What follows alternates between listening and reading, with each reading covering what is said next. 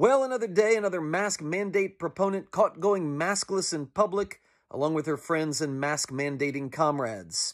This time, it's American Federation of Teachers President Randi Weingarten, the same lady that just months ago said, "When science and evidence speak, we listen." Wearing masks in schools, regardless of vaccination status, is required to deal with the changing realities of virus transmission. It is a necessary precaution to protect kids and teachers.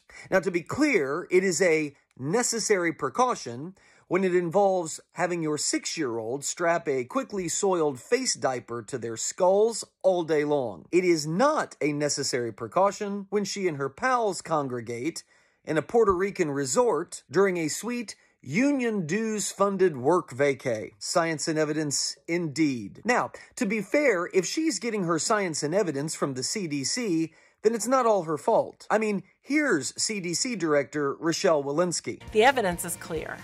Masks can help prevent the spread of COVID-19 by reducing your chance of infection by more than 80%. Yikes. Two things that everybody should note about that little statement. First of all, masks reduce transmission by up to 80%. Yale Law prof Sam Godwin pointed out that empirical claim by the CDC has, quote, no data that supports it. None. Now, I'm not saying that Walensky doesn't believe it herself. After all, a great mind once explained, "It's not a lie if you believe it." But come on, I mean, common sense says the way average Americans wear these things, spaces to the side, pull down under the nose, wear them after they're soiled, don't change them regularly, and we're not even wearing the right kind. Man, we're wearing cloth masks. People are hitting their vapes through these things. And if that stuff is getting through, look, most Americans know what we're doing with this whole mask stuff is theater. But beside all that, notice the other part that Walensky said. Whether it's an infection from the flu, from the coronavirus, or even just the common cold. One of the lagging questions about our COVID response has always been, where do we draw the line?